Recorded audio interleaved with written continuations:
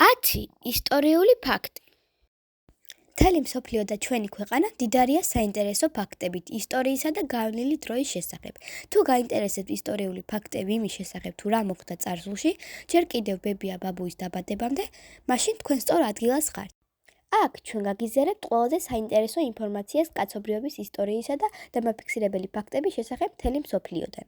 ასე რომ მზად ხართ იცოდეთ და გააცდეთ ისტორიის 10 საინტერესო ფაქტით, რომლებიც აქამდე არასდროს იცოდით? 1991 წელს ფრანგებმა ააშენეს ყალბი პარიზი გერმანელი ბომბდამშენების ფრინავების მოსატყუებლად. ფრანგები პირველი მსოფლიო ომის დროს ცდილობდნენ გერმანელების დამარცხებას ყალბი პარიზის აგებით. ღამით საჰაერო თავდასხმის შიშით ფრანგებმა დაიწყეს ყალბი ქალაქის აშენება, ნამდვილი პარიზიდან რამდენიმე კილომეტრის დაშორებით.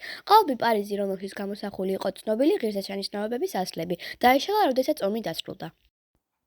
ერთხელ ალბერტ აინშტაინს შესთავაზეს ისრაელის პრეზიდენტის პოსტი. ალბერტ აინშტაინს ებრაელს, მაგრამ არა ისრაელის მოქალაქეს შესთავაზეს პრეზიდენტობა 1952 წელს, მაგრამ უარი თქვა და განაცხადა. ძალიან შეწონებული ვარ ჩვენი ისრაელის სახელმწიფოს შემოთავაზებით და ამავდროულად დამწუხრებულ და მცვენია, რომ მე არ შემიძლია ამის მიღება. მთელი ჩემი ცხოვრება ობიექტურ საკითხებს ვეხები, ამიტომ არ მაქვს როგორც ბუნებრივი ნიჭი, ასევე გამოცდილება ადამიანებთან სწორად მოქცევისა და ოფიციალური ფუნქციების განსაკუთრებლად. ცნობილი ფაქტია, რომ იოგა დაარსდა ინდოეთში, მაგრამ მართლაც გასაოცარია ის, რომ მას პრაქტიკაში იყენებენ ბოლო 5000 წლის განმავლობაში. იოგა შესაძლებელი ჩრდილოეთ ინდოეთში 5000 წელზე დიდი ხანია არსებობს. სიტყვა იოგა პირველად იყო ნახსენები ძველ წმინდა ტექსტებში, სახელწოდებით რიგ ვედა. ვედები არის სანსკრიტზე დაწერილი 4 უძველესი წმინდა ტექსტის ნაკრები. ნორლინგენი არის ქალაქი გერმანიაში, რომელიც აშენებულია 15 მილიონი წლის წინანდელ მეტეორის კრატერში. ნორლინგენი არის ქალაქი დონაურისის რაიონში, გერმანიაში, დაახლოებით 20,674 მოსახლეობით. იგი მდებარეობს შტუტგარტის აღმოსავლეთით დაახლოებით 115 კილომეტრით და მიუნხენია ჩრდილო-დასავლეთით 155 კილომეტრი. იგი აშენდა 15 მილიონი წლის წინ 25 კილომეტრი დიამეტრის კრატერში. ნორლინგენ-რიეს მეტეორიტი, რომელიც დაეჯახა სავარაუდო სიჩქარით 70,000 კილომეტր/საათი და დატოვა ტერიტორია დატბორილი 72,000 ტონა მიკრობრილიანტებით. 1966 წელს ლონდონის დიდმა ხანძარმა, რომელმაც დაწვა 13,000-ზე მეტი სახე, დაიღუპა მხოლოდ 6 ადამიანი, სასწაულად ითვლებოდა.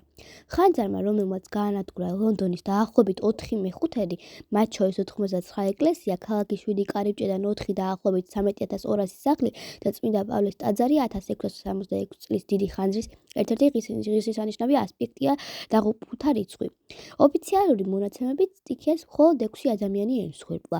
მოქალაქეთა სიმდიდრისა და მამულებისადმი დაუნდობელი, მათ სიცოცხლისთვის უნებელი იყო, ნათქვამია ძეგლის წარწერაზე. ძველი ეგვიპტელი ფარაონები იყენებდნენ თავიანთ მუშებს როგორც ბუზების მჭერად. ისინი თაფლით ფარავდნენ მათ, რათა ბუზები მათ მიმაგრებოდნენ. პეპი მეორე იყო ძველი სამეფოს ეგვიპტელი ფარაონი, რომელიც ტახტზე ავიდა 6 წლის ასაკში. შესაძლოა სწორედ ამ პრივილეგირებულმა აღზრდამ საბოლოოდ განაპირობა ის, რომ იგი ეგვიპტის ერთ-ერთი ყველაზე მომთხოვნი მეფე იყო. გარდა იმისა, რომ მოცეკვავე პიგმეის დაჭერა გასცა გასართობა, ის ასევე დაჟინებით მოითხოვდა, რომ მონები თაფლით დაფარულიყვნენ, რადგან საზღვარ ბუზებს მისგან თავი აერიდებინათ. გერმანელებმა და ბრიტანელმა ჯარისკაცებმა ომი ერთი დღით შეაჩერეს 1914 წლის შობის დღეს. ისინი ერთად მღეროდნენ, სვამდნენ და აღნიშნავდნენ, მათ ფეხბურთის მატჩიც კი ჰქონდათ. ვიკინგებმა პირველად აღმოაჩინეს ამერიკა კოლუმბამდე დიდი ხნით ადრე. ახალი კვლევის თანახმად ვიკინგები მეზღვაურები ჩრდილოეთ ამერიკის სანაპიროებზე დაეშვნენ ქრისტოფერ კოლუმბამდე თითქმის 9,000 წლით ადრე. მე-19 საუკუნემდე აზიაში სპილოებს ამზადებდნენ პატიმრებისა და მოღალატეების დასაჭირებლად და საწამებლად. სპილოებით სიკვდილით დასჯა იყო სიკვდილით დასჯის მეთოდი სამხრეთ და სამხრეთ-აღმოსავლეთ აზიაში, განსაკუთრებით ინდოეთში, სადაც აზიურ სპილოებს იყენებდნენ საჯარო სიკვდილით დასჯის დროს ტყვეების გასაჭრელად, დანაწევრებისთვის ან წამებისთვის. ცხოველებს ავარჯიშებდნენ მსხვერპლის დაუყოვნებლივ მოკვლაზე ან მათ ნელა აწამებაზე ხანგრძლივი პერიოდის განმავლობაში. საფრანგეთის იმპერატორი ნაპოლეონ ბონაპარტი ერთხელ იბრძოდა კურდღლების წინააღმდეგ. მათ გამოუშვეს კურდღლებზე ნადირობის თამაში, როდესაც კურდღლები გაათავისუფლეს. ისინი თავს დაესხნენ იმპერატორს და მის კაცებს. დასასრული, მადლობა ყურადღებისთვის, ნახვამდის.